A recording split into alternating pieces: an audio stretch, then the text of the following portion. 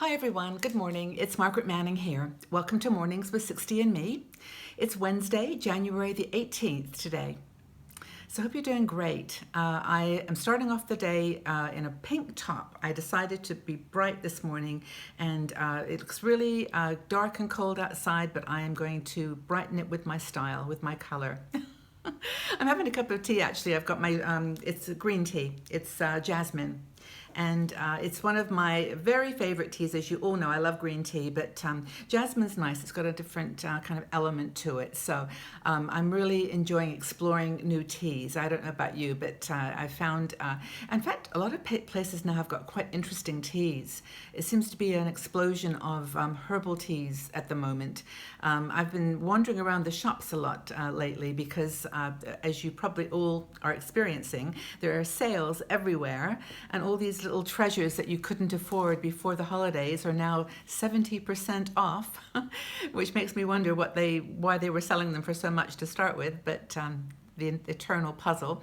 But no, it's great to have a little after Christmas shopping. I think it can be really lovely to pick up a few things that you treasure.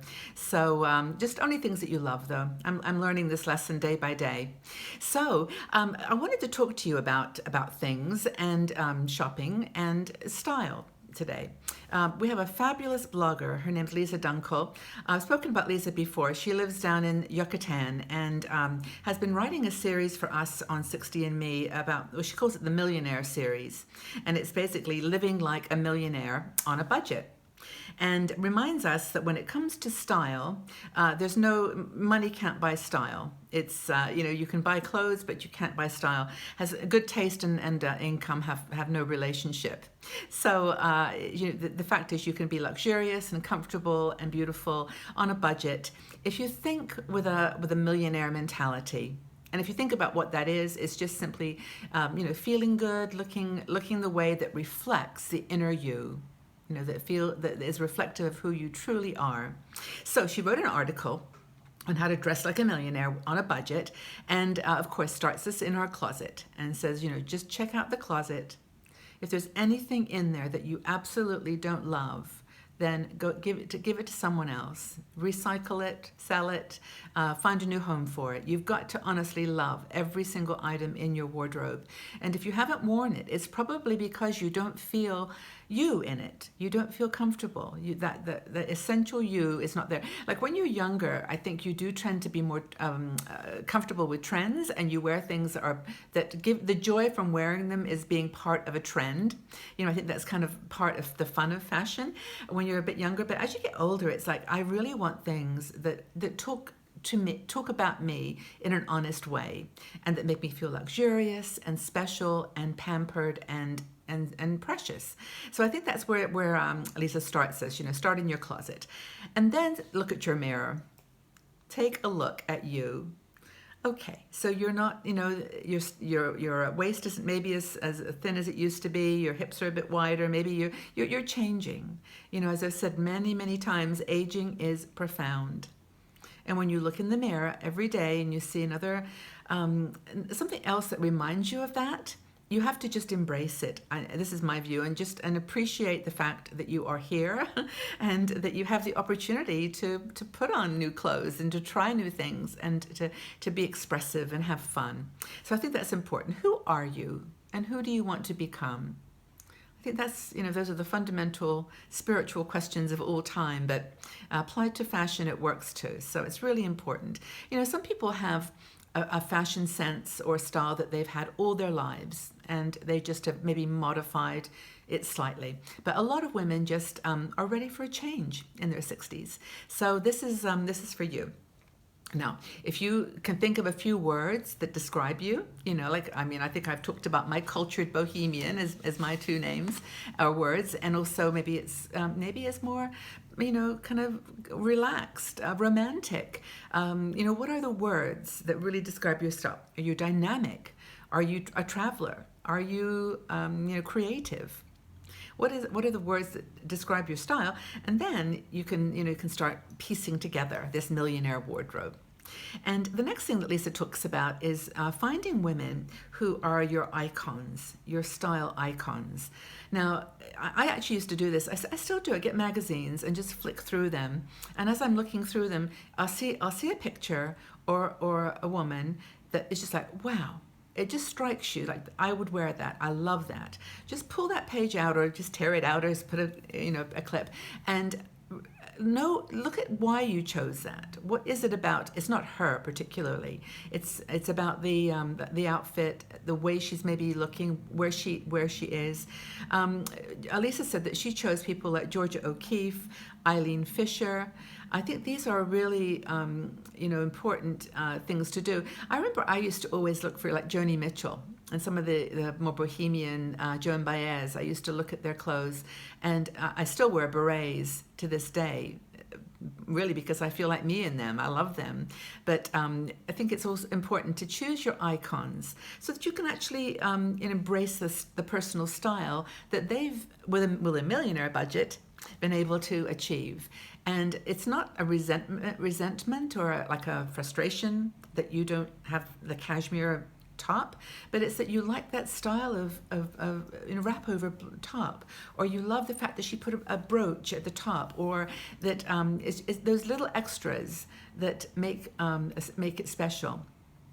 And if you want a minimalist look, you want to be unstructured, stark. There's a lot of clothing from Japan that's very austere, and there's actually quite a few. I think it's called the Logan look or the Lagan look, which is clothing that's very not tight fitting, but very angular and simplistic. Maybe that's what you like, or maybe you like your jeans. That's the most beautiful thing to wear too, and wear jeans with a sweater that is just a little bit special, feels extra special. I think an important question that Lisa talks about is, what is your lifestyle? Are you an outdoorsy person? Do you like climbing mountains? Do you go hiking? Are you an outdoor person? You probably want to wear some good boots and comfortable, scarves and coats. Are you more of an indoor person? You spend most of your time inside, or perhaps you still work. You're working in an office, or where you've got to have a little bit of a basic outfit that you accent with your scarves or accessories or necklaces, things that make you shine. I think the most important rule that she says is to love what you're wearing, and you will look fabulous. That's the mantra. Just love what you wear, and you will feel and look great. And Lisa also talks about using personal shoppers, not being afraid to let someone in a shop merchandise you. We go in and we look sometimes and we think to ourselves, oh, I can just choose things I know I like, and I'm not going to try to make it special. And if you just go up to the woman who knows these clothes, she knows that line, like Eileen Fisher, for example. She knows how to make that work, how to put things together. Go ahead and take a few minutes. You have no obligation to buy anything. So just maybe take that moment to try things on and just see what attunes to you. And the other thing that she reminds us, which I think is super important, and is not to say you have to go shop for hours and hours, but it does take a little time. Once you've figured out what the style is that you're after and what you really want to the look you want to achieve, then you have to go to the outlets and the designer stores. I know when I lived in the States, there were always places like Marshall's and Ross's and Target and other places that they don't cost $1 million, but they build on the styles, the designer styles from those times. So that's kind of cool. And you can buy things on sale. Like I started at the beginning talking about.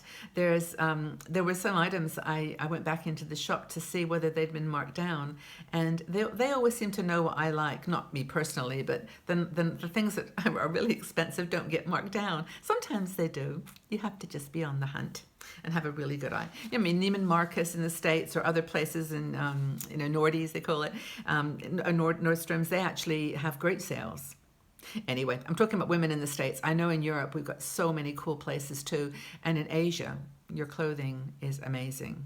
I know when I was in Bali, I wanted to buy 5 of everything. I really loved their shapes and their styles.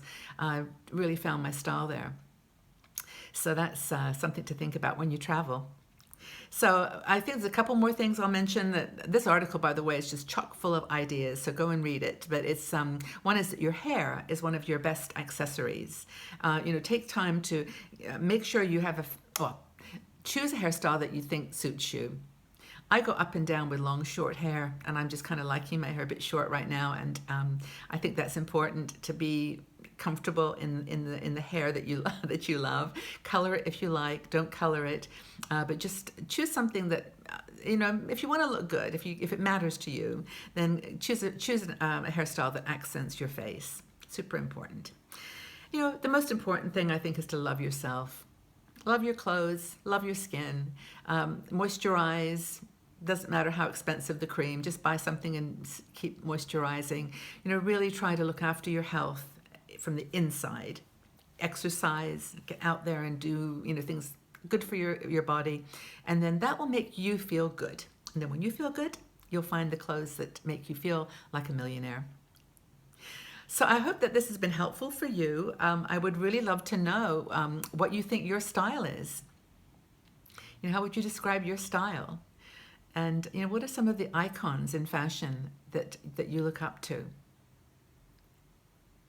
I would really love to read your thoughts and look forward to the conversation. Before I close, I must say thank you again for being here. Thanks for tuning in every day. I am just so enjoying the conversations, getting to meet all of you, getting to know who you are, where you are, and we're all over the place. I've got Brazil, Puerto Rico, Mexico, UK, Canada, Australia, India, all over the world, and joining the conversations on Mornings with 60andMe. So please, don't hesitate to speak your mind. Love to hear your point of view. So, what is your favorite icon in fashion that you admire, and how would you describe your style?